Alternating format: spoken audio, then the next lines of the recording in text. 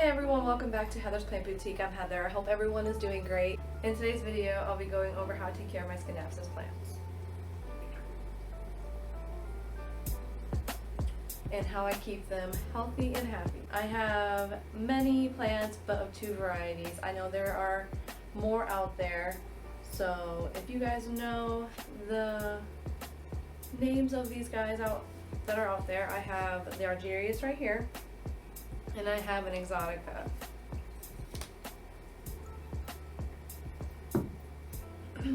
I know that there is Jade Dark Form, and Silver Splash. If there's any more, please let me know in the comments below. Before we get started, as always, if you haven't already, please subscribe to my channel. It really helps my videos get out there, and so does liking my videos. Sorry. You can also follow my Instagram at Heather's Plant Boutique for more planty content on the daily. I post all the time on there. You guys will enjoy it. Here we go, guys. All about Scindapsus. We're going to start with light requirements.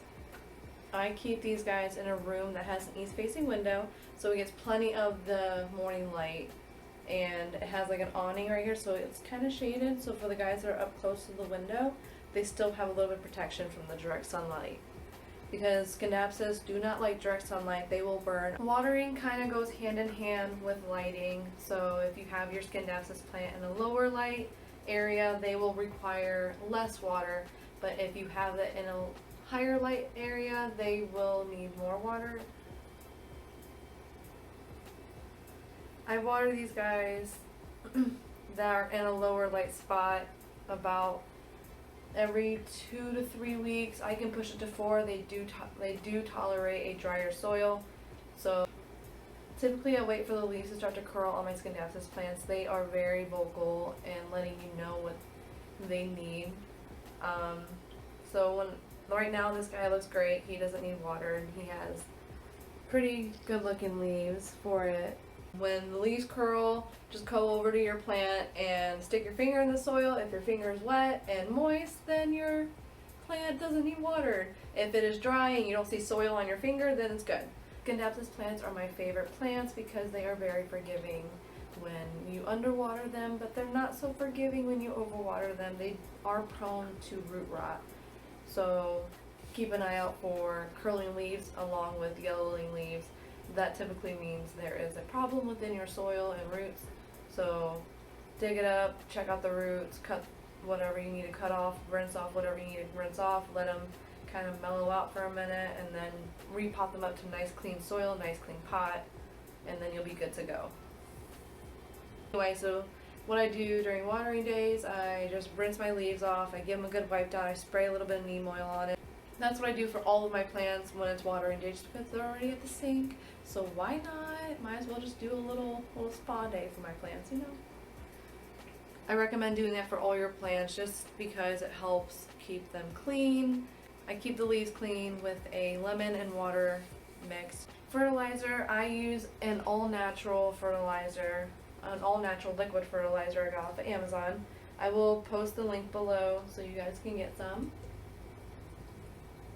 During the growing season, I follow the instructions on the back, and then in the winter, you still use the full amount, but you use it every third watering. So that's pretty cool. It tells you that right on the bottle, guys. So just follow the instructions and you're good to go, and it has helped me a lot. Humidity. Scindapsus plants love a high humidity climate. I've found that they do better in about so I have my house at about 55%, and then I add like humidifiers. I have one right behind me. This room is actually 55% humidity, and these guys have been doing pretty well. There's no crispiness on the leaves. Everyone's tips look pretty great, but they do enjoy humidity levels of about 90%. So they do really well in propagation boxes. We'll go over that here in a second. It's watered. Water meter. No, he's good. He's good. Just want to overlove him. That's my problem with some of my plants, guys. I just want to overlove them.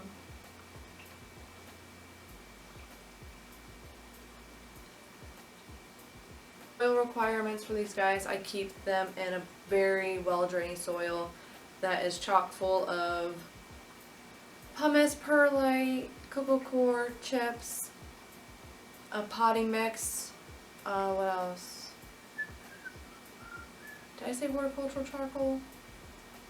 Pumice, perlite, horticultural charcoal, cocoa coir, chips, and a potting soil. I mix it all together and it has been working really well for them, and I sprinkle some worm castings in there too. Worm castings is kind of like a slow release fertilizer for all your plants. Here's the Exotica up close and personal. I've had it for about 3 months and it's been doing great. New growth has been opening up and it's just thriving. Here is my Argyraeus. I've had this guy for almost a year.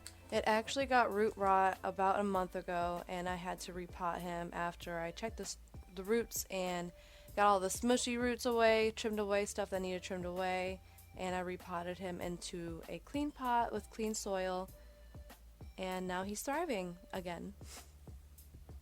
I'm going to go ahead and put him back in his spot. I took him down to film, so I'm just going to put him back. He lives right up here in the plant hanger my boyfriend made for me.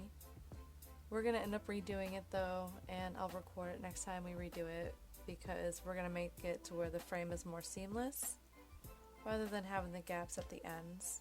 I really love the concept and I really hope we can make it work next time. I'm really excited to show you guys how we make these because they're super easy.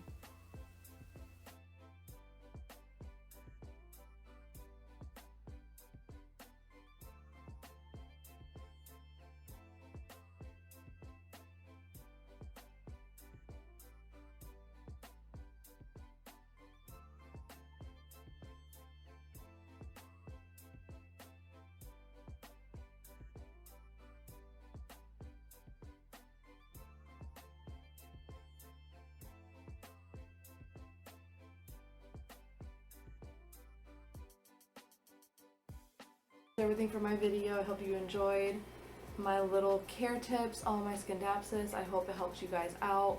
Just do what's best for you. Like I said in my last video, everyone does everything their own way.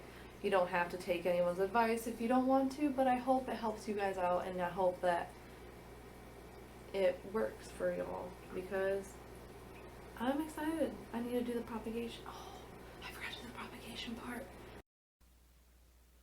So the propagation part of this video never recorded, so I just had to record the prop box I used for my cuttings of my Exotica and my Argyraeus. You can use water, leca, and perlite as a way to propagate your cuttings, but I just choose the propagation box method because it is guaranteed to be warm, humid, and that you can guarantee light to enter all sides of the box. If it gets too humid though, the cuttings can rot and cause the roots to not develop properly or at all. So just make sure it doesn't get too humid, and if it does, just open up the top and let it air out for an hour or so and then pop it back on and it's good to go. I will be putting up an updated video of my propagation box in the next couple weeks, so stay tuned.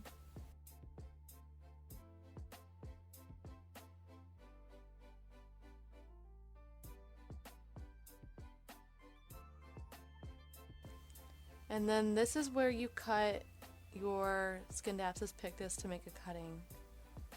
You just snip right there, right below the node, which is that brown nub sticking out of the stem, and then just stick it into whatever method you use for your propagations.